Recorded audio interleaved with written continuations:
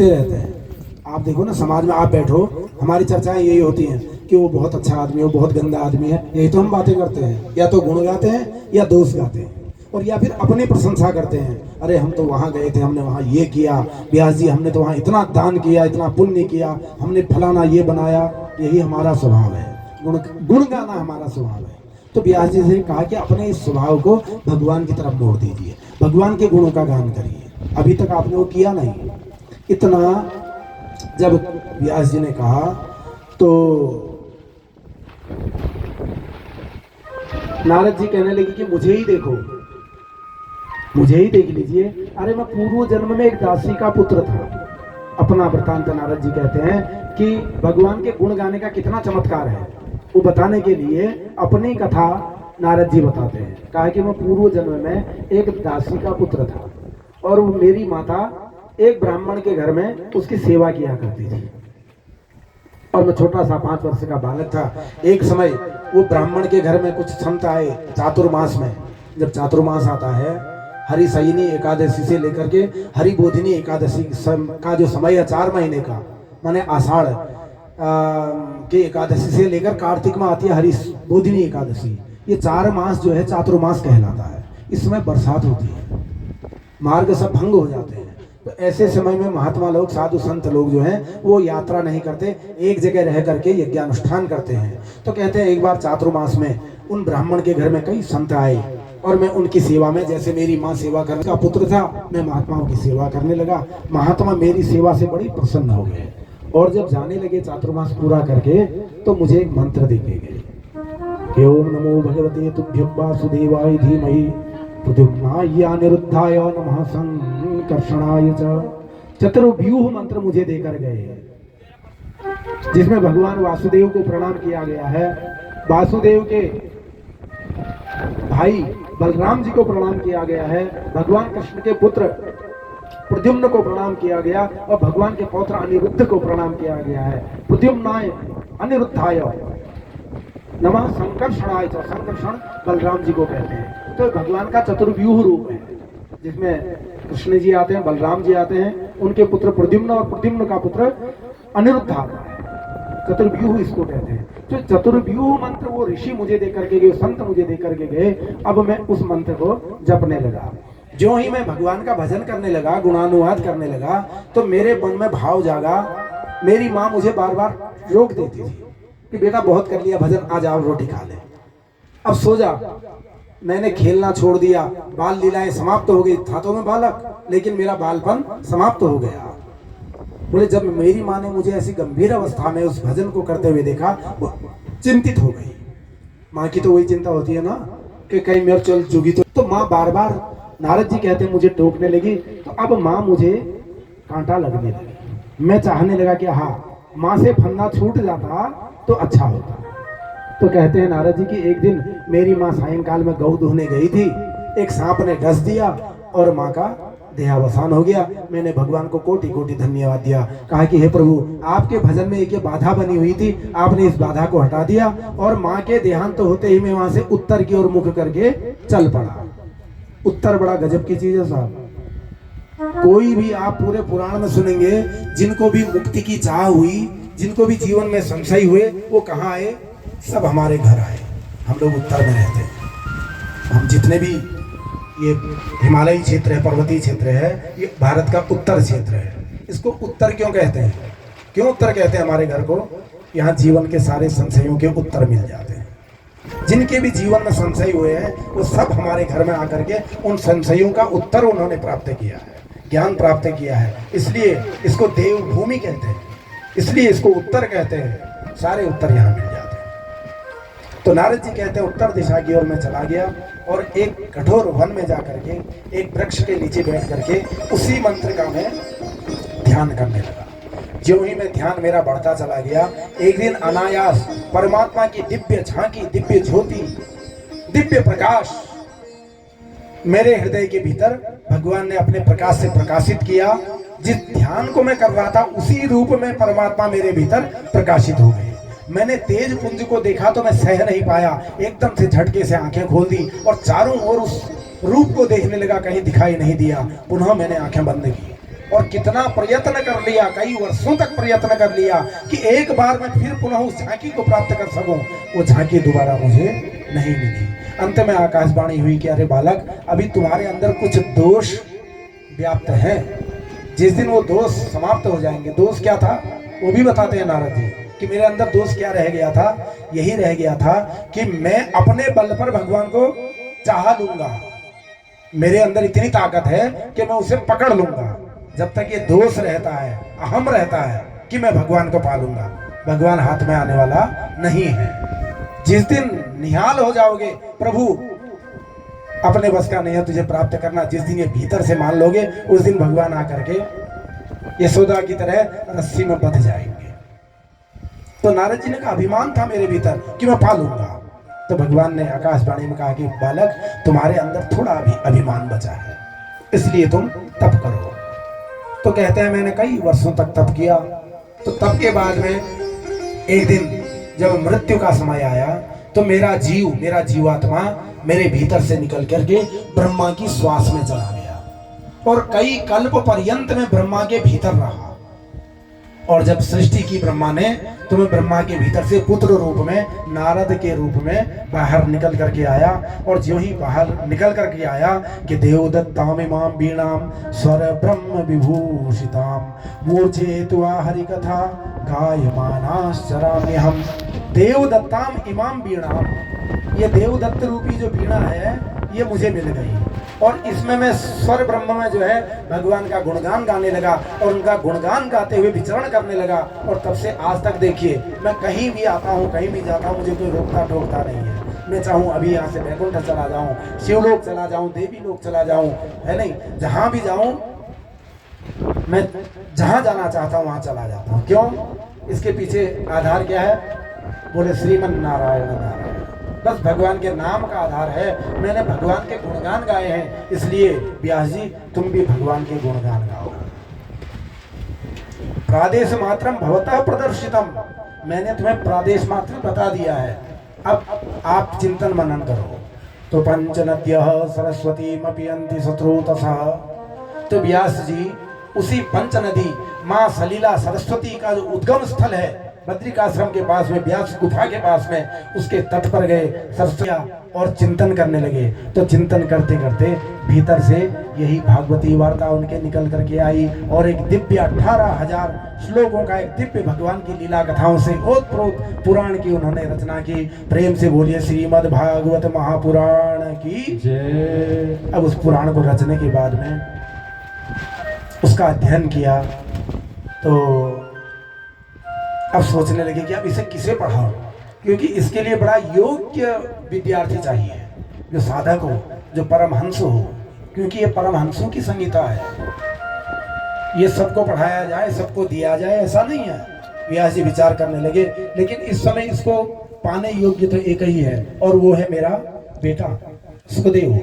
वो तो आता ही नहीं मेरे पास, वो तो कठिन जंगल में जाकर के निर्गुण ब्रह्म का उपासक है। वो सगुण ब्रह्म को नहीं मानता, वो निर्गुण ब्रह्म का उपासक बैठा हुआ है जंगल में।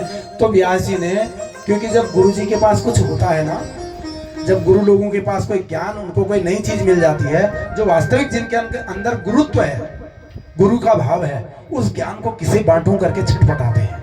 जैसे ही किसी योग्य विद्यार्थी को देखते हैं, पकड़ करके उसे थमा देते हैं, बेटा ये भी है, ये भी ले ले। तो व्यास जी ने अपने इसी पुराण में से अपने चेलों को, जो उनके विद्यार्थी थे, 2, 4, 10, 5 मंत्र विद्यार्थियों को याद करा दिए।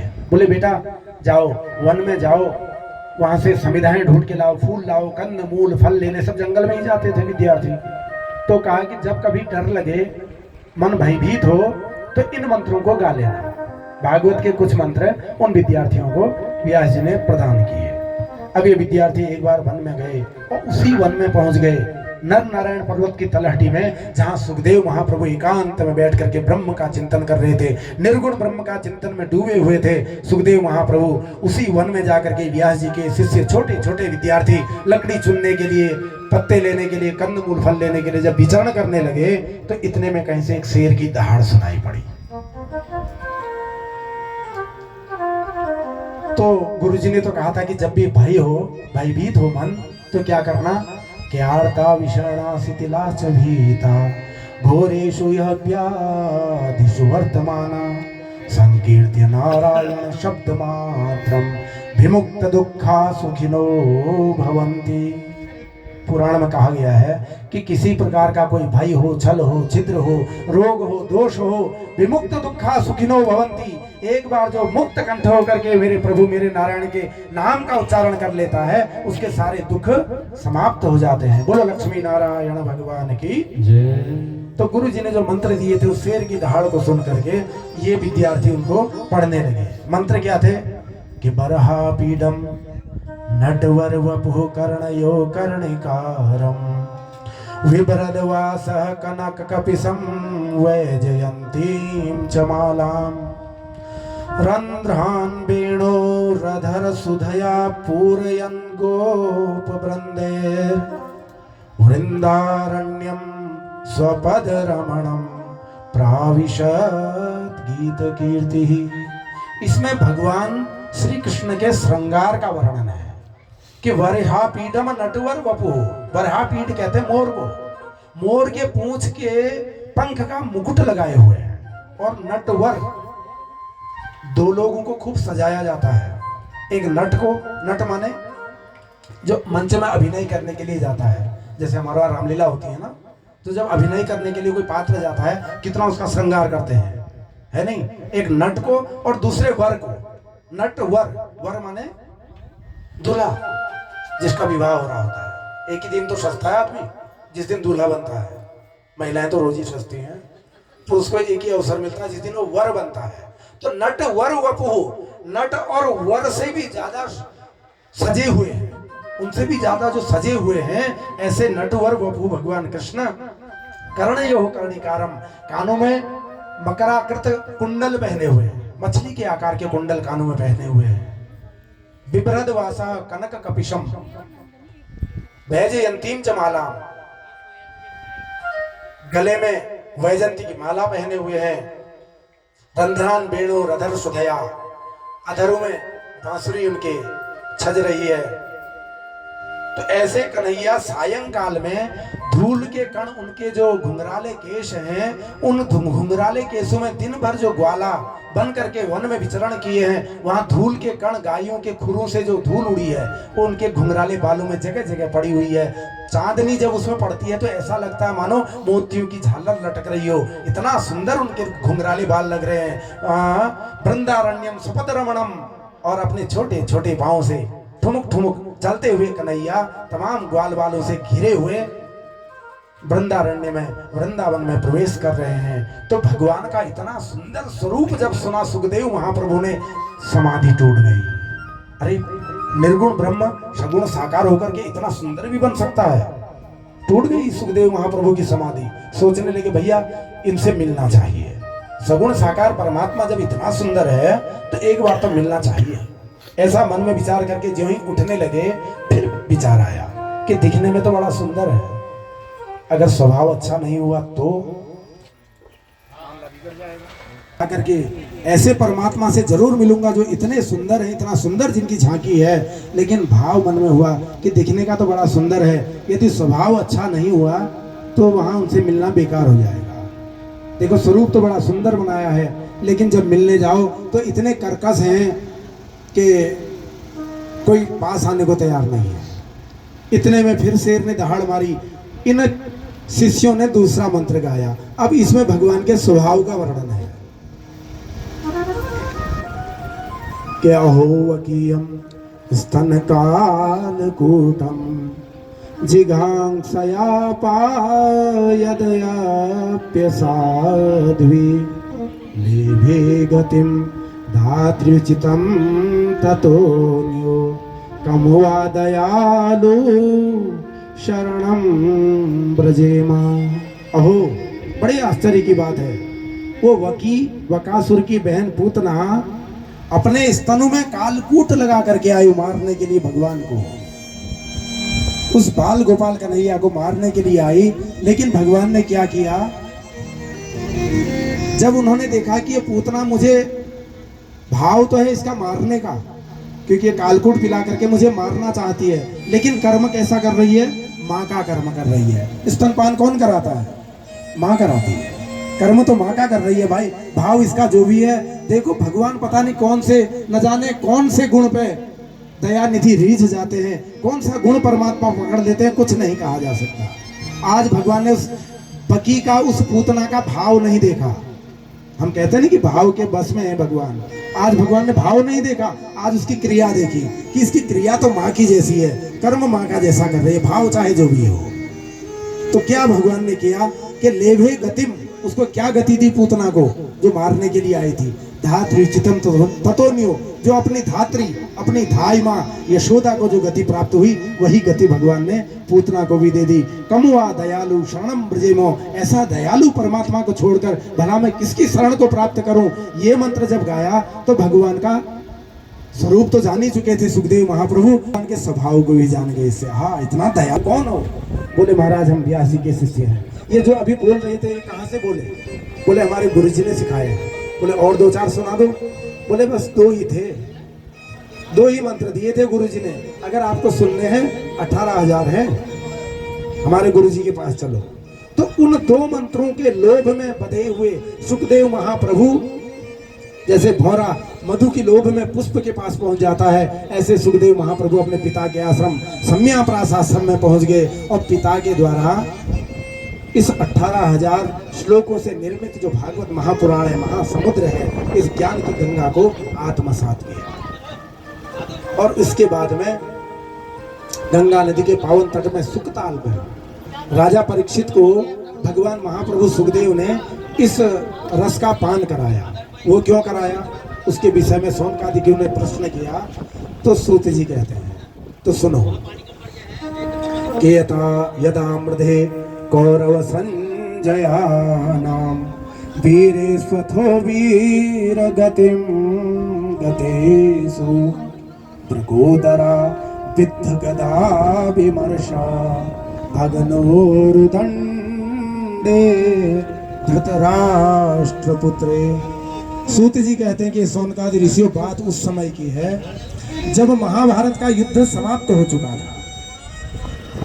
सारे कौरव मारे जा चुके हैं, एक दुर्योधन को छोड़कर 99 भाई कौरव मारे जा चुके हैं, बड़े बड़े महारथी सब मारे जा चुके हैं।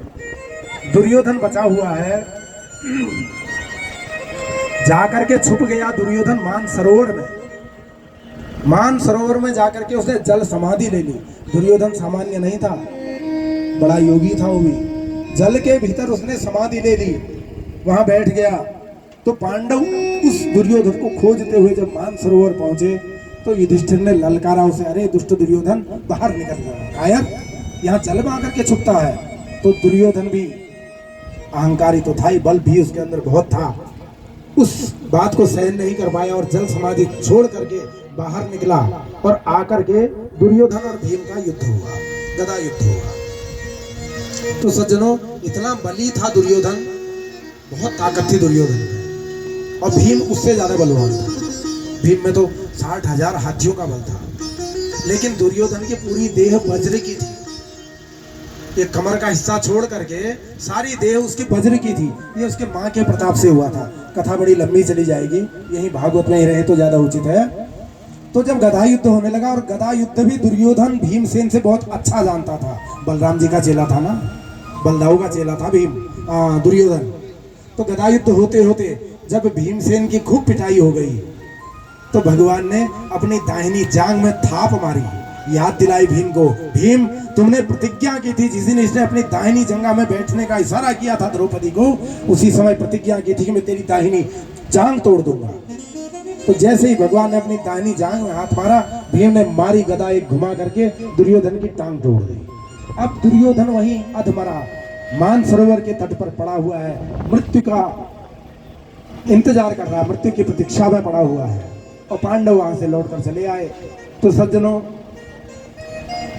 यहाँ कौरवों की सेना में मात्र 3 बचे थे। एक अश्वत्थामा जो गुरु द्रोण के पुत्र थे, एक कृतवर्मा, एक कृपाचार्य, ये मात्र 3 बचे हुए थे, बाकी सब काल के गाल में समा गए।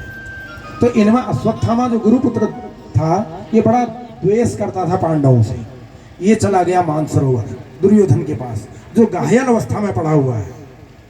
वहां जाकर के दुर्योधन से कहता कि राजकुमार युवराज, अगर तुमने मुझे सेनापति बनाया होता आज नक्शा कुछ और होता। अरे तुमने सेनापति भी किसको बनाया? पितामह भीष्म को, जो मन से तो पांडवों के साथ थे, मेरे पिता द्रोण को, जो मन से पांडवों के साथ थे, और सूतपुत्र कर्ण को। अरे सूतपुत्र क्या सेनापति बनता? एक अवसर मुझे दिया होता मित्र, तो आज तुम्हारी ये दशा नहीं होती। 5 के 5 पांडव आज स्वर्ग सिधार गए होते और तुम्हारा बाल तक बांका नहीं हो सकता। दुर्योधन ने कहा कि भैया गुरुपुत्र, अब तुम क्या कर सकते हो ये बताओ। अब तो जो हो गया, अब क्या कर सकते हो? अरे 5 को छोड़ो, अगर तुम मेरे मरने तक 5 पांडवों में से किसी का एक का भी सिर काट के ला सको तो कम से कम मरते समय मुझे बड़ी शांति हो जाए। अरे हम 100 थे, एक नहीं मरे, वो 5 थे। 100 थे, एक नहीं बचा, वो 5 थे, एक नहीं मरे। एक भी मर जाए तो बड़े कलेजे को ठंडक पहुंचेगी। अगर तुम एक पांडव का भी सिर ला सकते हो तो इतना मेरे ऊपर उपकार कर दो। वह दुष्ट अश्वत्थामा बोला, अरे एक क्या, मैं 5 के सिर लाता हूँ, तुम प्रतीक्षा करो। वहां से चल दिया हस्तिनापुर की ओर। तो सज्जनों, यहाँ विजय की रात्रि थी। भाई पांडव ने विजय प्राप्त की है, और विजय की रात्रि तो बड़ी विचित्र होती है।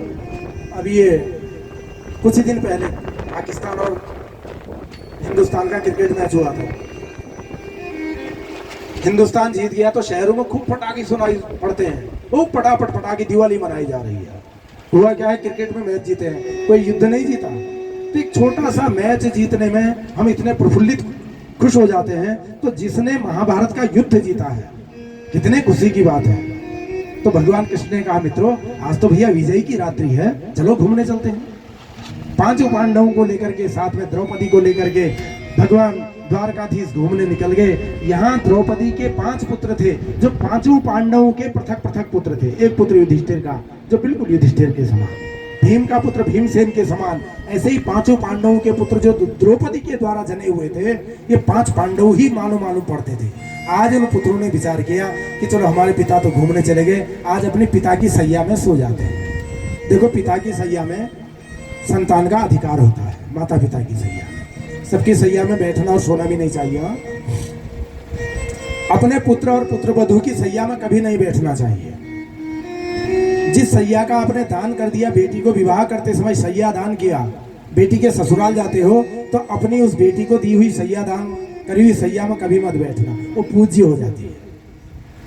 सैया दान की हुई अपनी बेटी की सैया में कभी बैठना नहीं चाहिए। अरे शादी के दिन तो उनको बैठा के लक्ष्मी नारायण बना करके उनको पूज करके तुमने दान किया है, वो सैया में बैठने का तुम्हें अधिकार नहीं है। गुरु की सैया में नहीं बैठा जाता है, पूज्य जनों की सैया में नहीं बैठा जाता है, लेकिन माता पिता की सैया में पुत्र का पूर्ण अधिकार होता है। तो पुत्रों ने अधिकारवश आज अपने अपने पिता की सैया में 5 पुत्र सो गए। अंधियारी रात थी।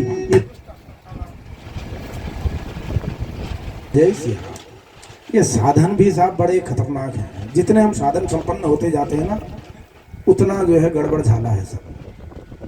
पहले कुछ साधन नहीं होते थे, है नहीं, बिना माइक के भी कथाएं होती थी, अनवरत चलता था साहब, हरे रामा किया, कथा किया, सब मग्न हो गए। जितने साधन संपन्न होते चले गए, उतने ही ज्यादा हम लोग विचलित होते जा रहे हैं। अब वो कभी आ रही है लाइट, कभी जा रही है, वो भी क्या करें, इधर कूद। अंधेरे में अंधियारी रात, 5 पांडवों के पुत्र जो अपने पिता की सैया में सोए हुए हैं, उनको पांडव जान करके 5 के मस्तक काट दिए। उनके कटे हुए मुंड लेकर के अंधियारे में ही वहां से निकल गया मान सरोवर के लिए, और वहां जाकर के दुर्योधन के सामने 5 मुंड फेंक दिए। दुर्योधन ने देखा, बड़ा उसको माने उसके खुशी का तो ठिकाना नहीं रहा। तो सज्जनों, दुर्योधन को एक श्राप था कि जिस दिन तेरे सुख और दुख का पलड़ा बराबर हो जाएगा, उस दिन तो मर जाएगा। तो आज दुर्योधन को अपार सुख हुआ कि 5 पांडव मर गए। इतने में दिशाएं खुल गई, अरुणोदय हुआ। तो उन 5 सिरों को, चेहरों को जब दुर्योधन ने देखा, पहचान गया, हाँ अरे दुष्ट अश्वत्थामा, अरे तूने तो हमको पिंड देने वाला भी कोई नहीं छोड़ा। अरे यही तो हमारे श्राद्ध करते कल के दिन, यही पिंडा पानी करते, यही हमारा श्राद्ध क्रिया करते। तूने तो हमें वंश से निर्वंश कर दिया। सुख और दुख का पलड़ा बराबर हुआ। दुर्योधन के प्राण पखेरु उड़ गए। यहाँ 5 पांडव जब प्रातःकाल भ्रमण करके अपने घर पहुंचे, शिविर में पहुंचे, तो द्रौपदी ने अपने 5 पुत्रों को देखा जिनके धड़ ही धड़ ऐसे रहे ही नहीं। उस माता द्रौपदी ने देखा, रोती हुई शिविर से बाहर आई कि माता शिशूनाम निधनम सुतानाम निशम्य घोरम परितप्यमाना तदारुदस्वाप्स कला कुलाक्षी ताम सांत्वयन्नाह किरीटमाली। अपने पांचों बच्चों के सिर कटे हुए देख करके मां द्रौपदी रोने लगी। हे कन्हैया, हे द्वारकाधीश, ये सब क्या हो गया? अरे मेरे पांचों पुत्र को मार दिया गया। भगवान ने सांत्वना दी, लेकिन अर्जुन ने प्रतिज्ञा कर दी। कहा कि हे द्रौपदी, तुम आंसू मत बहाओ। जिसने तुम्हारे पुत्रों को मारा है, मैं उसका सिर काट करके तुम्हारे चरणों में डालूंगा। ये एक क्षत्रिय की प्रतिज्ञा है। मैं उसका मस्तक काट करके तुम्हारे चरणों में गिरा दूंगा। भगवान से कहा अर्जुन ने, हे द्वारकाधीश, एक बार पुनः आप मेरे सारथी बन जाइए। अरे उस महाभारत के युद्ध में 18 दिन तो सारथी बने रहे, एक बार और प्रभु कृपा कर दीजिए, मेरे रथ को ले चलिए। तो भगवान को सारथी बना करके अर्जुन उस अश्वत्थामा को ढूंढने के लिए दौड़ पड़े। पीछा किया अश्वत्थामा का, एक जगह अश्वत्थामा दिखाई पड़ा। जो ही अश्वत्थामा ने देखा अर्जुन मेरे अस्त्र का संधान कर दिया, ब्रह्मास्त्र छोड़ दिया। सज्जनों, अश्वत्थामा जो द्रोण का पुत्र था, ब्रह्मास्त्र चलाना तो जानता था, लौटाने की क्रिया इसको नहीं आती थी। तो जो ही ब्रह्मास्त्र छोड़ा, अर्जुन तो घबरा गए। सोचने लगे, भैया अब तो ये ब्रह्मास्त्र आज मेरे मृत्यु का कारण बनेगा। कि कृष्ण कृष्ण महाबाहो भक्तानाम भयंकर त्वमेको दह्यमानानाम अपवर्गोसि संसृते। हे कृष्ण, हे महाबाहु, हे प्रभु, हे द्वारकाधीश, बताओ मैं क्या करूं? अरे ये ब्रह्मास्त्र तो मुझे निगलने के लिए आ रहा, जलाने के लिए आ रहा है। कन्हैया मुस्कुराए, बोले अर्जुन, कैसे मूर्खों की सी बात कर रहे हो? अरे तुम भी तो जानते हो ब्रह्मास्त्र चलाना, तुम भी चला दो। अर्जुन ने कहा, प्रभु, दोनों ब्रह्मास्त्र परस्पर टकराएंगे तो प्रलय आ जाएगा, असमय, पूरी सृष्टि को समाप्त करने का दोष मुझ में लगेगा। भगवान बोले, अरे कुछ नहीं होगा, मैं हूं ना। जहां भगवान ने आश्वासन दिया मैं हूं, अर्जुन ने तुरंत ही ब्रह्मास्त्र छोड़ा। भगवान ने कहा, अर्जुन अब एक काम करो, दोनों को एक में मिला दो। अर्जुन तो जानते थे, उन्होंने दोनों को एक किया और वापस लेना जानते थे, वापस ले लिया। तो अश्वत्थामा के पास जो ब्रह्मास्त्र था, उसकी भी बहुत सारी शक्ति अर्जुन ने अपने पास वापस ले ली और मामला शांत हो गया। पकड़ा अश्वत्थामा को, जैसे कुत्ते के गले में पट्टा बांधते हैं, इसके उसके गले में रस्सी बांधी और घसीटते हुए शिविर की ओर ले जाने लगे। भगवान ने रोका, उन्होंने कहा, रुक जा अर्जुन, तूने प्रतिज्ञा की है कि इसका सिर काट के लाऊंगा, तो इसको पूरा क्यों ले जा रहा, साबुत क्यों ले जा रहा है? अरे काट, इसको ले जा, सिर काट। देखो भगवान किस रूप में कैसे परीक्षा लें, कुछ पता नहीं है। बोले काट दे सिर। और क्षत्रिय है तो क्षत्रिय को तो अपनी प्रतिज्ञा छोड़नी नहीं चाहिए। अर्जुन ने कहा, प्रभु वही काटूंगा। उन्हें सोच ले, फिर बाद में तो चक्कर में पड़ जाएगा, भैया यही काट दे, मैं तो कहूं अभी काट दे। अर्जुन ने कहा, नहीं प्रभु, वहीं द्रौपदी के सामने काटूंगा। परीक्षा ले रहे हैं भगवान अर्जुन की। तो घसीट करके जब अपने शिविर में ले गए, वहां पर जब अश्वत्थामा को गले में रस्सी बांध करके कुत्ते की तरह उसको घसीटते हुए लाया हुआ देखा द्रौपदी ने, तो उसका रोना चाह गई। उस छत्राणी का हृदय पिघल गया। बोली, मुच्यताम मुच्यतामेश ब्राह्मणो नितराम गुरु स एष भगवान द्रोणः प्रजारूपेण जायते। मुच्यताम, अरे छोड़ दो इसको, छोड़ दो। देखो करुणा आ गई उस मां के हृदय में। बोली, छोड़ दो, मुच्यताम मुच्यताम ऐसा, छोड़ दो भैया इसको। तो अर्जुन ने कहा, द्रौपदी, तुम्हारे हृदय में अभी भी इसके लिए करुणा आ रही है, अभी भी इसके लिए दया का भाव है। द्रौपदी बोली, नहीं, इसके लिए तो बिल्कुल रत्ती भरी भी करुणा नहीं है, लेकिन तो फिर क्यों छोड़ना चाहती हो? बोले, मारोदी दस्य जननी गौतमी पति देवता यथा हम मृतवत्सार्था रोदीम्याश्रमुखी मोह। कहा कि स्वामी, इस पर तो रत्ती भर भी मुझे दया नहीं है, लेकिन माँ रोदी अस्य जननी, अरे इसकी माँ तुम्हारी जो गुरु माता है गौतमी, तो अपने इसी पुत्र का मुख देख करके जीती है। पति तो उसके सिधार गए द्रोणाचार्य जी। अब वो अपने पुत्र को सहारा बना करके, क्योंकि स्त्री जाति जो है वो असहाय नहीं रह सकती। बाल्यकाल में उसे पिता का सहारा चाहिए, युवावस्था में पति का सहारा चाहिए, वृद्धावस्था में पुत्रों का सहारा चाहिए। स्त्री, बेल और पंडित, ये तीन जब बेसहारा हो जाते तो बेकार हो जाते हैं। अभी बेल लगा रखी है आपने, ककड़ी, लौकी, इनकी अगर इनमें ठागर नहीं लगा लाना, ठांगरी कहते हैं ना, हाँ, तो ये नष्ट भ्रष्ट हो जाएंगे। इनको आधार चाहिए। बिना आधार के बेल नष्ट हो जाती है, बिना आधार के स्त्री नष्ट हो जाती है, और बिना आधार के पंडित नष्ट हो जाते हैं। पंडित को भी आधार चाहिए। जजमाना नहीं होला पंडित के कारण, कहाँ से खाएंगे, कहाँ से पाएंगे। तो तीन चीजों का आधार की आवश्यकता होती है। तो बोली माँ रो दी दस्ती जननी, अरे इसकी माँ इसी के आधार पर जी रही है। मुझे उस गुरु माता को देखकर दया आ रही है। आज मैं अपने पुत्रों के मृत्यु पर क्या दुख होता है वो मैं अनुभव कर रही हूँ। ऐसा ही दुख मैं अपनी गुरु माता को नहीं देना चाहती। इसको मार दोगे तो उस माँ को भी कष्ट होगा, उसका हृदय भी छलनी हो जाएगा, इसलिए छोड़ दो। इतने सुंदर वचन जब द्रौपदी ने कहे तो भगवान मुस्कुरा उठे। युधिष्ठिर ने उनके अनुमोदन किया, उनका समर्थन किया। तो बोले भैया खोल दो, इसके बंधन खोल दो, इसको जाने दो। अब युधिष्ठिर, नकुल और सहदेव, तीन भाई, एक पार्टी इनकी बन गई, एक पार्टी बन गई अर्जुन और भीमसेन की। अर्जुन भीमसेन कहते हैं भैया हम तो मार के रहेंगे इसको, आप छोड़ भी दोगे, आज हम इसको साफ ही करेंगे। युधिष्ठिर, नकुल और सहदेव कहते हैं नहीं, इसको छोड़ दिया जाए। अब वहां विवाद खड़ा हो गया, छोड़ दिया जाए कि मार दिया जाए। कन्हैया तो द्वारकाधीश खड़े खड़े मुस्कुरा रहे थे, तो सबने देखा भैया द्वारकाधीश तो यहीं पर हैं, उन्हीं से पूछ लिया। कहा कि हे प्रभु, युधिष्ठिर ने कहा कि हे कृष्ण अब तुम बताओ भैया क्या करें, मारें कि छोड़ें। भगवान ने कहा देखो निर्णय तो मैं दे दूंगा, लेकिन जो निर्णय मैं दूंगा उस निर्णय के ऊपर कोई प्रश्नवाचक चिन्ह नहीं लगाएगा। क्यों नहीं कहेगा?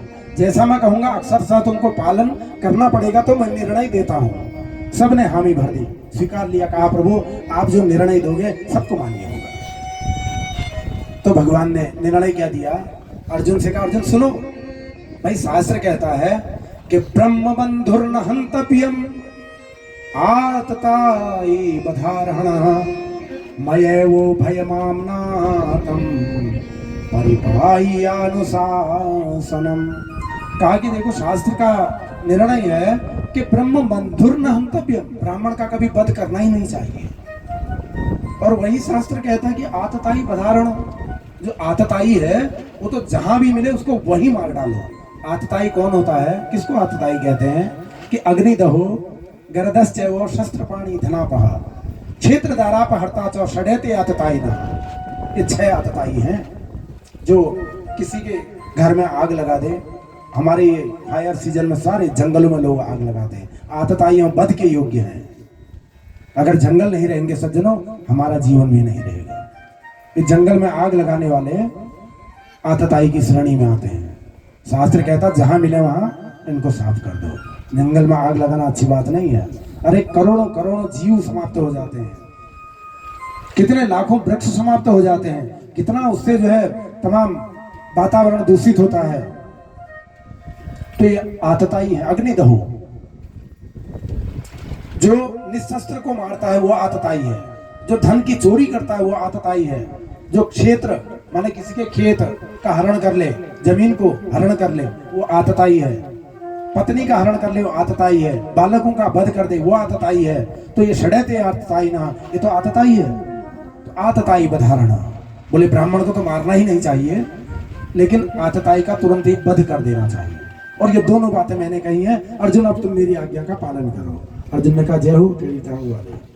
अरे कुछ तो सीधा बोल लेते, जीवन भर टेढ़े ही रहे, कहीं तो कुछ सीधा होता। कभी किसी की चीर चुरा लेते हो, किसी का चीर बढ़ा देते हो, कुछ पता नहीं है। बातें ऐसी उठपटांग टेढ़ी करते हो कि समझ से परे हैं। प्रभु आज तो सीधा बोल लेते। तो जब भगवान ने ऐसा कहा तो अर्जुन विचार करने लगे कि मेरे कन्हैया ने मुझे आदेश दिया है, कुछ तो इसके पीछे रहस्य है। तो विचार किया, देखो भगवान गुरु हैं और अर्जुन चेला है, शिष्य है। गीता पढ़ाई है भगवान ने, गीता का ज्ञान अर्जुन को दिया है। आज उस गीता का जो ज्ञान दिया था, आज उसका एग्जाम है, परीक्षा है आज अर्जुन की। जो गीता पढ़ाई, आज उसी की परीक्षा पेपर है आज उसका, अर्जुन का। और यही प्रश्न आया है कि ब्रह्म बंधुर न हंतव्यम आतताई बधारणा, ब्राह्मण को मारना नहीं चाहिए, आतताई को छोड़ना नहीं चाहिए। तो अर्जुन ने ध्यान किया, गीता का ज्ञान याद आ गया। गीता में भगवान कहते हैं कि संभावितस्य चाकीर्तिर मरणातिथि रिच्यते। जो सम्मानित मनुष्य हैं, सम्मानित लोग हैं, उनका अपमान कर दो तो मृत्यु तुल्य हो जाता है। पंडित जी को, ब्राह्मण को हमने घर में बुलाया, आइए पंडित जी आइए आइए, बैठाया, चाय पानी पिलाई, उनको खूब अर्घ्य भी दिया, तिलक किया और लास्ट में 2 गाली देकर के घर से भगा दिया, तो हमने ब्रह्म हत्या कर दी। ब्राह्मण का अपमान कर देना ही ब्रह्म हत्या कहलाता है। संभावितस्य चाकीर्तिर मरणातिथि रिच्यते, माने मृत्यु के तुल्य कष्ट हो जाता है, मृत्यु के समान माना जाता है। सम्मानित लोगों का अपमान कर देना। अर्जुन ने तुरंत ही गीता के ज्ञान को याद किया, अपनी कमर से छुरी निकाली, कटार निकाली और अश्वत्थामा के माथे में चमकती हुई मणि थी, उस कटार की नोक से उस मणि को निकाल दिया और चाकू से उसके मस्तक में एक धनात्मक मुंडन कर दिया। एक चाकू आगे से पीछे मारा, एक दाएं से बाएं, एक धन बना करके मुंडन करके धक्के मार के शिविर से बाहर कर दिया। भगवान बड़े प्रसन्न हो गए, बोले वपनम द्रविणादानम स्थान निर्यापणम तथा ऐसे ही ब्रह्म बंधु नाम बधो नान्योस्ति देहिका। घर से धक्के देकर के बाहर निकाल देना, दिया हुआ दान छीन लेना, यही ब्राह्मण की हत्या है। पहले घर में बुलाया, अपमानित करके धक्के मार के बाहर निकाल दिया, ब्रह्म हत्या हो गई। तो आज देखो अर्जुन ने मार भी दिया और भगवान ने जैसा कहा कि ब्रह्म बंधुर न हंतव्यम, ब्राह्मण को नहीं मारा, लेकिन आतताई बधारणा, आतताई होने के कारण अपमानित करके शिविर से धक्के दे करके अश्वत्थामा को बाहर निकाल दिया। भगवान बड़े प्रसन्न हो गए, बोले अर्जुन तुमने गीता जो पढ़ी थी, आज तुम्हारी परीक्षा थी, तुम उत्तीर्ण हो गए हो, तुम पास हो गए हो, इसका मतलब तुमने गीता पढ़ी। तो सज्जनों, उसके बाद में अब भगवान ने कहा कि भैया अब तो मुझे आज्ञा दे दो, बहुत समय हो गया द्वारका से निकले हुए, इतना महाभारत का युद्ध हो गया, भैया अब तो शांति हो गई, अब मेरा क्या काम, अब मैं जाऊंगा। ज्यों ही भगवान अपने रथ में सवार होने लगे, अर्जुन ने कहा प्रभु एक निवेदन है, आज मुझे आपका सारथी बनना है। अरे इतने दिन से आप मेरे सारथी बने थे, अब मैं आपका सारथी बनूंगा ताकि मैं अपने कर्ज से मुक्त हो जाऊंगा। भाई आपने जो मेरा सारथी बन करके मेरे ऊपर उपकार किया है, मैं उससे मुक्ति चाहता हूँ, आज आप महारथी बन जाओ और मैं सारथी बनता हूँ। डोर थाम ली अर्जुन ने, रास थाम ली घोड़ों की। जैसे ही कन्हैया ने पहला पांव रथ में रखा, तो वैसे ही कहते हैं कि उस अश्वत्थामा ने अपना जो ब्रह्मास्त्र था, वो तो क्रोध के मारे वहां से निकल गया था, क्रोध के मारे निकला। उसने विचार किया कि भैया मैं इन पांडवों के वंश में किसी को छोड़ूंगा नहीं, मैं इनको पानी देने वाला वंश को निर्वंश करके रहूंगा। तो सज्जनों, उस समय में अभी जो अर्जुन का पुत्र था अभिमन्यु, उनकी पत्नी उत्तरा, वो गर्भवती थी। अभिमन्यु तो युद्ध में मारे जा चुके थे, चक्रव्यूह में फंस करके, वो उत्तरा गर्भवती थी, उसके गर्भ में शिशु पल रहा था। अश्वत्थामा ने अपना वो ब्रह्म बाण वही उत्तरा के गर्भ में मार दिया, ताकि इस गर्भस्थ शिशु को भी मैं नष्ट कर दूंगा, निर्वंश कर दूंगा, पांडवों को, कुरुवंश को समाप्त कर दूंगा। ऐसा विचार करके जब उत्तरा की ओर वो बाण छोड़ दिया, ब्रह्मास्त्र छोड़ दिया, भगवान यहाँ पहला कदम रथ के ऊपर रखे, उधर से उत्तरा दौड़ते हुए आई और आकर के सीधे भगवान के चरण पकड़ दिए कि पाहि पाहि महायोगिन देव देव जगतपते नान्यम त्वद्भयं पश्ये यत्र मृत्यु परस्परम। देखो उत्तरा की भक्ति बड़ी विचित्र है, अनन्य भक्ति है उत्तरा की। अनन्य भक्ति का अर्थ है कि उसने अन्य किसी की शरण नहीं ली।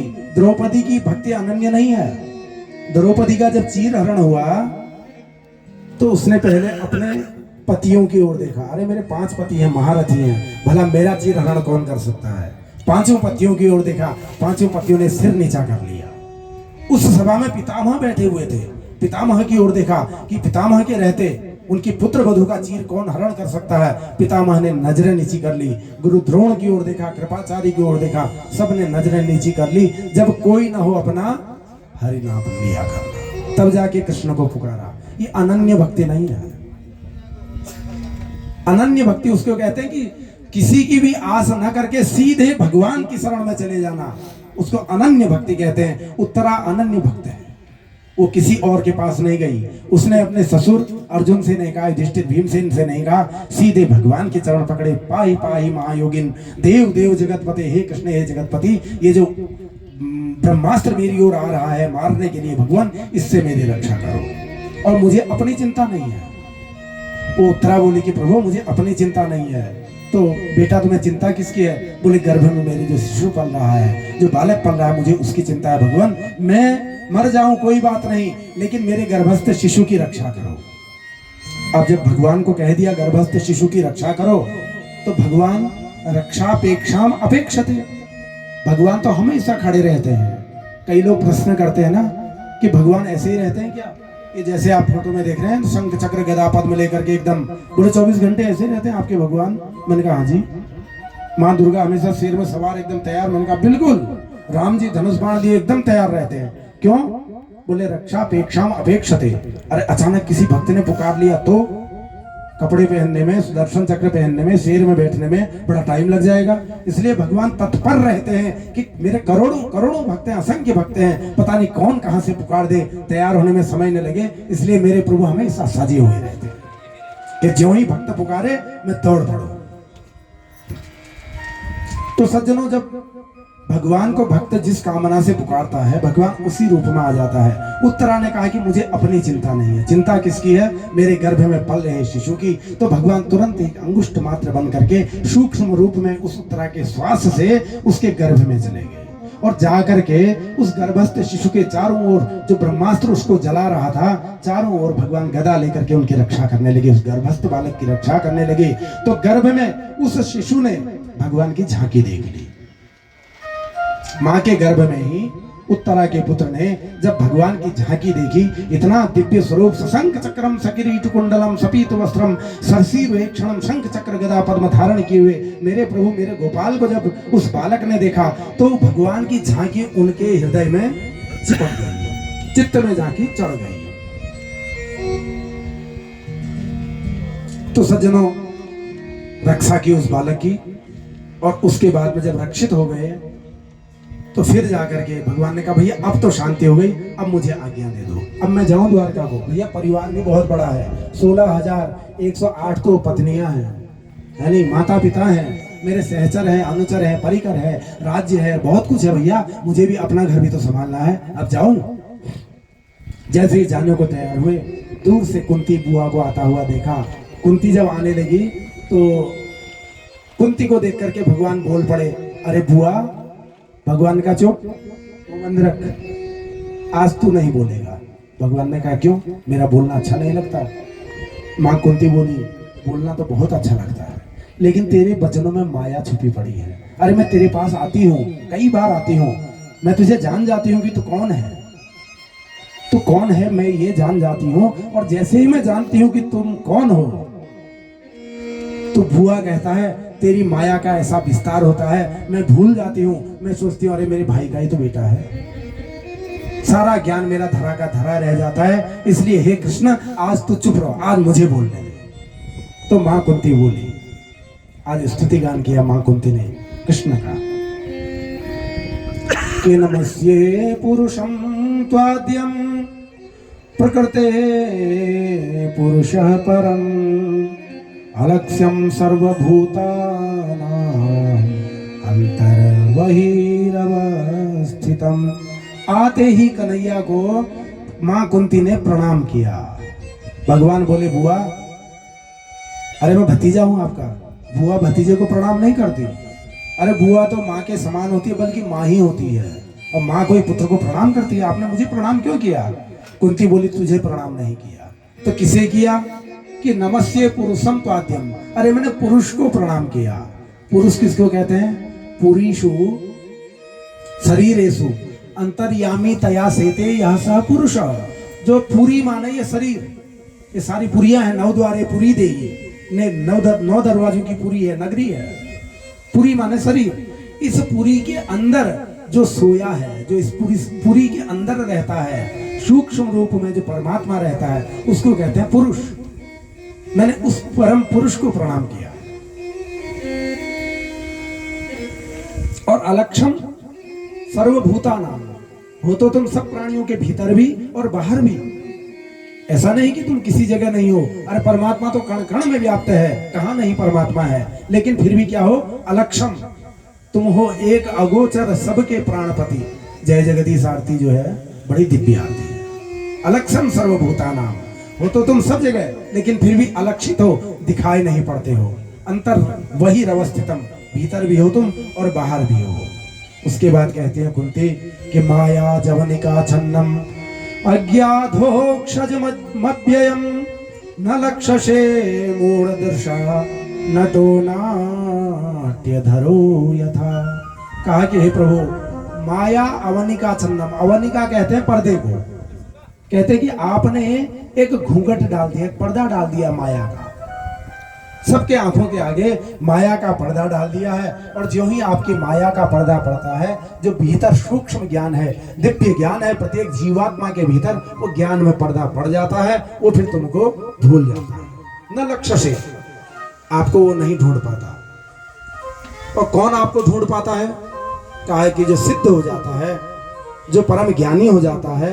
जैसे नटो नाट्य धरो यथा, जैसे जादूगर है, जो जादूगर खेल दिखाता है, सारा समाज उस खेल से मोहित हो जाता है।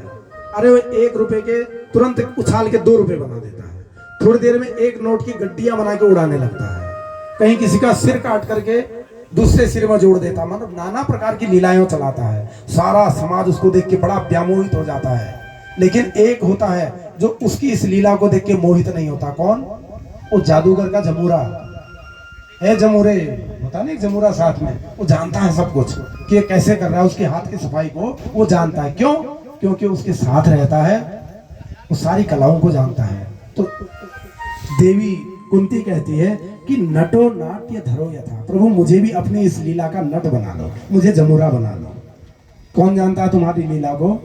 कि जो तुम्हारे भक्त हैं, वो सारी तुम्हारी माया को, लीला को जानते हैं कि प्रभु क्या करने वाले हैं और क्या सोचने वाले हैं। सारा भक्त सबको जानता है भगवान, वो तुम्हारे अंतर मन की बात को जानता है भगवान। मैं भी उसी पंक्ति में आना चाहती हूँ, आपका जमूरा बनना चाहती हूँ। नटो नाट्य धरो यथा, भगवान मुझे भी अपने भक्ति का दान कर दो।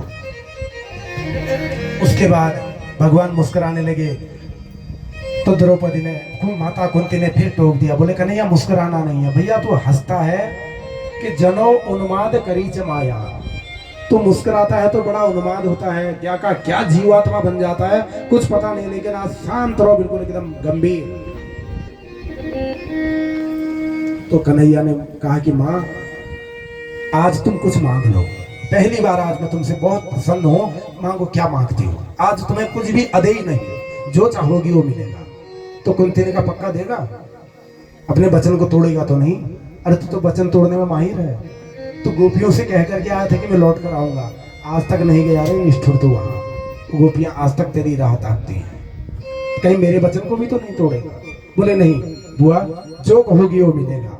तो कुंती ने अपना आंचल फैलाया, देखो कितने दिव्य भक्त है। कुंती क्या मांग रही है कि विपदः सन्तु नः सस्वद तत्र तत्र जगद गुरु भवतो दर्शनम यत्स्या पुनर्भव दर्शनम। विपदः सन्तु, कहा कि कन्हैया मेरी झोली में दुनिया भर की विपत्तियां डाल दे।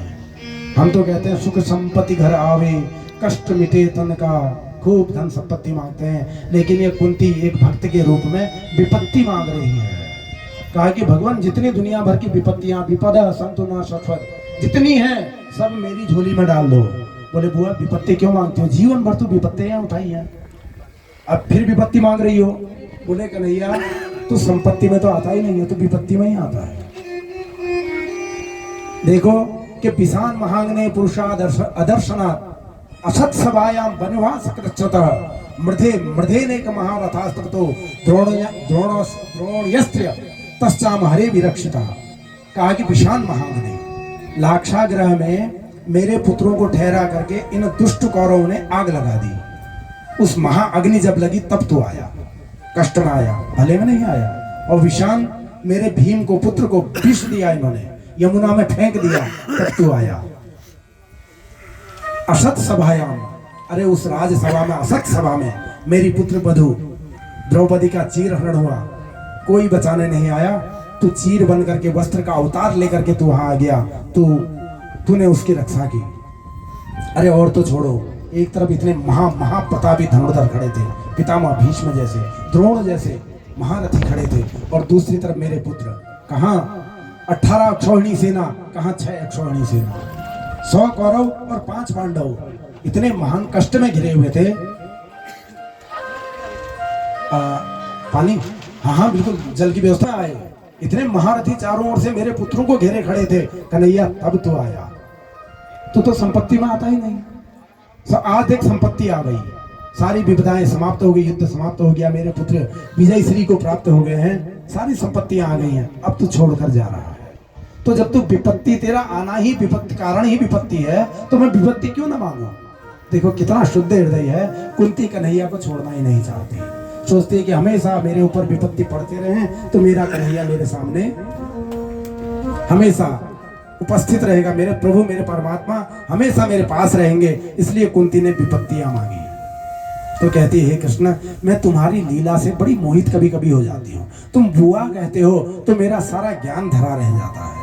अरे तू तो बड़ा विचित्र लीला करता है। पुरानी लीलाओं को माँ कुंती याद करने लगी कि गोपिया ददे त्वयि कृतागसिदाम तावत् या ते दशाश्रु कलिलांझन संभ्रमाक्षम वक्त्रम निनीय सहसा भवभावनाय सामां विमोहयति भीरपि यद् बिभेति। कहा कि कन्हैया तुम्हारी लीला इतने विचित्र है कि गोपिया ददे त्वयि कृता गसिदाम तावत्। अरे वो गोपी ने, गोपी माने यशोदा, उस यशोदा गोपी ने तुम्हें रस्सी से बांध दिया, तुम्हारे पेट में रस्सी बांध दी, ओखल से बांध दिया। उसके बाद तुम्हारी दशा क्या हुई कि याते दशाश्रु कलिलान जन संभ्रमाक्षम। अरे तुम्हारी आंखों से झरझर करके आंसू बह रहे हैं और तुम कांप रहे हो डर के मारे उस गोपी के हाथ में जो छड़ी है, उस छड़ी को देख करके। और हो कौन तुम? सामा विमोहति भीरपि यद् बिभेति।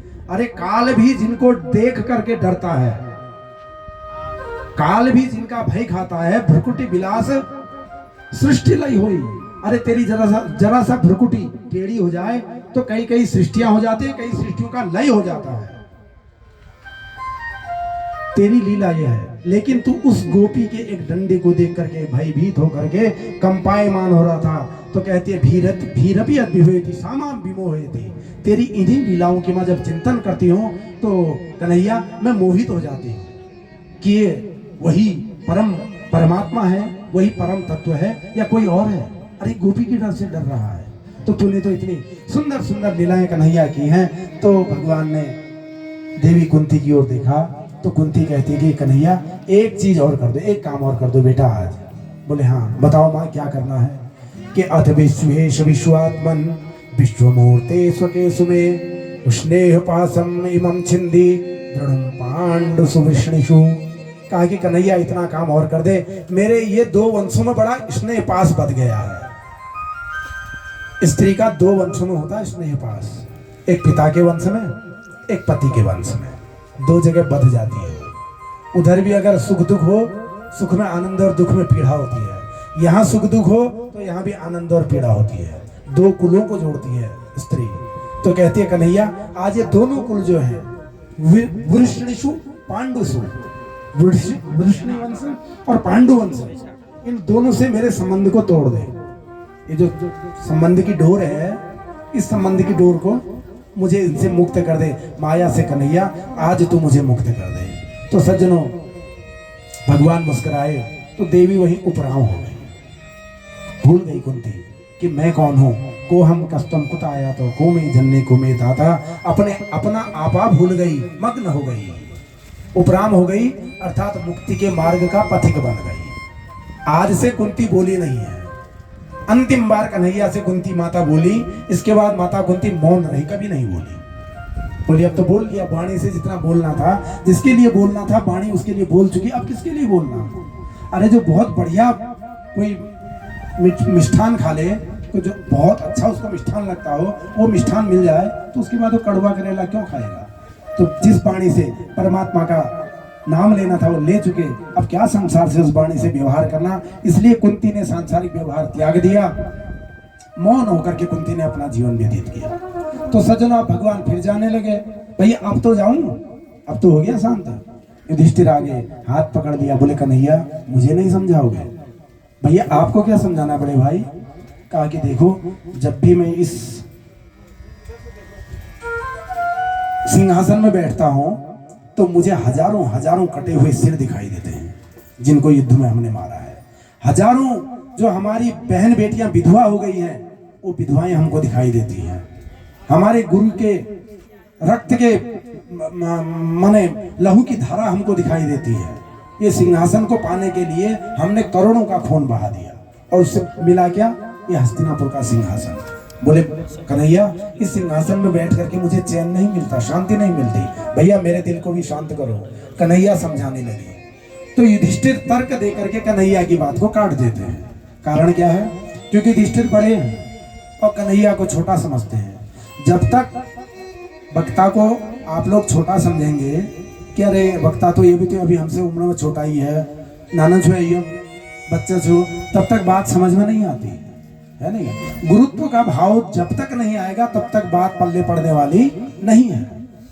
अच्छा दूसरी बात है, भगवान जिसको समझाना चाहते हैं ना वही समझता है, सब नहीं समझते। जिसको समझाना चाहे भगवान उसी की समझ में आता है। देखो दुर्योधन को समझाने गए थे दूत बन करके कि भैया दे दो केवल 5 ग्राम, रखो अपनी धरती तमाम, हम वही खुशी से खाएंगे, सब मिलकर मौज मनाएंगे। कितना सुंदर लिखा है दिनकर जी ने। लेकिन दुर्योधन माना नहीं, क्योंकि भगवान नहीं चाहते थे कि ये समझे। दुर्योधन नहीं समझा। और यहां देखिए आप, बाली को मार दिया भगवान राम ने, वृक्ष की आड़ में छुप करके बाण मारा बाली को और बाली मर गया। उसके बाद बाली की पत्नी तारा आई रोती हुई, और रो करके रोना धोना जब शुरू किया तो भगवान सामने गए और उस तारा को समझाने लगे। भगवान ने कहा कि क्षितिजल पावक गगन समीरा, पंच रचित धम शरीरा। अरे देवी तारा, अरे ये जो शरीर है ये 5 तत्वों का बना हुआ है, पृथ्वी जल अग्नि आयु वायु आकाश, ये 5 तत्व 5 तत्वों में विलय हो जाते हैं। और प्रगट सो तनु तब आगे सोवा, जीव नित्य लगी के ही तुम रोवा। कहा गया तुम ये बताओ तुम किससे प्रेम करती थी, ये 5 तत्वों के बने हुए शरीर से या इस शरीर के भीतर रहने वाली आत्मा से। अगर तुम शरीर से प्रेम करती हो देवी तो शरीर तो ये पड़ा हुआ है, और यदि आत्मा से प्रेम करती हो तो आत्मा कोई मारने वाला आज तक पैदा ही नहीं हुआ। न जायते म्रियते वा कदाचिन, नायम भूत्वा भविता वा न भूयः, एवं नित्यम शाश्वतोयम पुराणो। अरे ये तो शाश्वत है, न हन्यते, ये कभी मरता नहीं है आत्मा। तो आत्मा अजर अमर है देवी। अगर तुम आत्मा से प्रेम करते हो उसे मारने वाला कोई नहीं है। और शरीर से यदि तुम्हारा प्रेम है तो शरीर तो सो तनु तब आगे सोवा, तुम्हारे आगे सोया तो ये शरीर, प्रेम कर लो। लेकिन भगवान उसको समझाना चाह रहे हैं। देखो जिसको अभी अभी भगवान ने जिसके पति को मार करके उसके मांग का सिंदूर उजाड़ दिया, वही समझाने के लिए आगे जा रहा है। लेकिन चाहते हैं भगवान कि ये समझ जाए। तारा तुरंत समझ गई, उसको ज्ञान मिल गया। अपने पति की हंता को, उसी की बातों को समझ करके तारा मान गई, ज्ञान की प्राप्ति हो गई। और तो और छोड़िए, अपने पुत्र अंगद का हाथ भी उसके हाथ में दे दिया जिसने पति को मारा था। क्यों? क्योंकि भगवान चाहते थे भैया व्यासपीठ के आसपास धूम्रपान न करें, कहीं आगे पीछे कोई भी। नियम तो यह है कि जहां से भी व्यासपीठ दिखाई दे वहां धूम्रपान नहीं करना चाहिए। थोड़ा सा दूर, जिसको चाहे वही समझता है। तारा को समझाना चाहते थे, समझ गए। आज युधिष्ठिर को भगवान नहीं चाहते कि युधिष्ठिर को मैं समझाऊं, क्योंकि ये तर्कों से मेरी बात को काटते हैं, मुझे अपने से छोटा समझते हैं। इसलिए इनको समझाने वाला कोई बूढ़ा होना चाहिए। और वो भी कैसा बूढ़ा? विचार किया भगवान ने कि जो सबसे बूढ़ा है उसके पास इसको ले चलते हैं। तो बोले भैया एक काम करते हैं कि देखो हमारे पितामह युद्ध भूमि में 31 बाणों की सैया में सोए हुए हैं, वो प्रतीक्षा कर रहे हैं, चलो जाकर के उनसे मिलकर आते हैं। तो पांचों पांडवों को लेकर के द्रौपदी के सहित में द्वारकाधीश भगवान उसी कुरुक्षेत्र में जहां भीष्म पितामह 31 बाणों की सैया में सोए हुए हैं, जो बाण अर्जुन ने मारे हैं, और प्रत्येक बाण छाती में खाया है, पीठ में कोई बाण नहीं लगा, सब सामने से लग करके पीछे गए हैं। उन बाणों की सैया में पितामह सोए हैं। वहां पहुंचे जब द्वारकाधीश, देखो भगवान की लीला, पितामह के पास भी जाना है, उनको भी मुक्त करना है, लेकिन ऐसी लीलाएं रच देते हैं, ऐसे बहाने निकाल देते हैं भगवान कि खेल खेल में सारी रचनाएं कर डालते हैं। युधिष्ठिर को समझाने के भाव से पितामह के पास पहुंचे। वहां जाकर के सबने पितामह को प्रणाम किया। तो जब सब प्रणाम कर चुके, कन्हैया चुपचाप पीछे खड़े थे। बोले, अर्जुन तेरा साथी नहीं आया, तेरा मित्र नहीं आया? बोले, आए हैं प्रभु। तो बोले, कौन है, जानते हो इसको? अर्जुन, तुम जानते हो ये कौन है? अर्जुन ने कहा, हाँ प्रभु, ये मेरा मित्र है। बोले, नहीं, तू नहीं जानता। अरे यम मन्य से मातुलेयम प्रियम मित्रम सुहृत्तम अकरो सचिवम दूतम सौदधात सारथिम। अरे तुमने इसको क्या नहीं बनाया, तुमने इसको कभी अपने मामा का लड़का बना लिया, यम मन्य से मातुलेयम, कि हमारे मामा का लड़का है, और कभी अपना प्रिय मित्र बना लिया, कभी सुहृत्तमम, अपना सौहार्द पूर्ण मित्र बना लिया, और अकरो सचिवम दूतम, कभी सचिव बना करके इससे तुम राय मशविरा लेने लगे, कभी दूत बना करके हस्तिनापुर भेज दिया, कभी अपना साला बना लिया। लेकिन वास्तव में इसको कुछ भी बनाओ, इसका बिगड़ता कुछ नहीं। अरे तो शुगर बन गया, ये तो सुअर बन गया, 12 अवतार ले लिया इसने, तब इसका कुछ नहीं बिगड़ा। तो तुम कितना ही इसको कुछ बना लो, बिगड़ने वाला नहीं है। वास्तव में अर्जुन, तुम इसे पहचान नहीं पाए हो। यह अद्वैत तत्व है, अव्यय तत्व है, यह परमात्मा तत्व है। कहाँ है, बुलाओ उसको। तो भगवान समझ गए कि पितामह मुझे बुला रहे, मेरा भक्त मुझे पुकार रहा है। सामने से आए, बोले, कन्हैया नजदीक आओ। नजदीक आए, आकर के कहने लगे कि देखो, बड़ी प्रतीक्षा द्वारकाधीश तुमने कराई है, मैं तुम्हारी प्रतीक्षा कर रहा था, आशा नहीं कर रहा था, प्रतीक्षा कर रहा था। कठोपनिषद में एक सूक्त आता है कि आशा प्रतीक्षे संगतम। आशा और प्रतीक्षा ये दो शब्द हैं।